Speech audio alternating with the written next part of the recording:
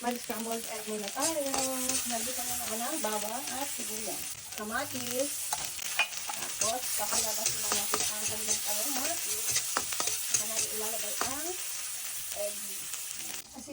Asin lang ang ilalagay natin. At saka, paminta. Wait lang, magka-crush lang tayo ng paminta. Isa siya, kanilang paminta. Tapos, natin ilalagay ang itlog. Then, you make it hollow-hollow. Ganyan-ganyan lang. Scrambled egg na yan.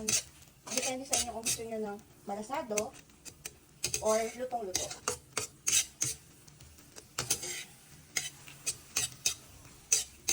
Nandito pala tayo sa pandakan. Dito muna magluluto ang inyong kusinero ng scrambled egg. Yan. O, malapit na siya. Pwedeng okay na yan pag gusto nyo medyo half-cook. Tapos, pag gusto nyo naman luto, di patagalin nyo pa. O, diba? Dalawang klase ng scrambled egg na ginawa ko. May itlog at, may itlog syempre. At may kamatis, sibuyas. Tapos ito yung isa. Plain lang siya. Paminta at asin lang. Yan. O. Siya, kumain na tayo. Bye-bye! See ya!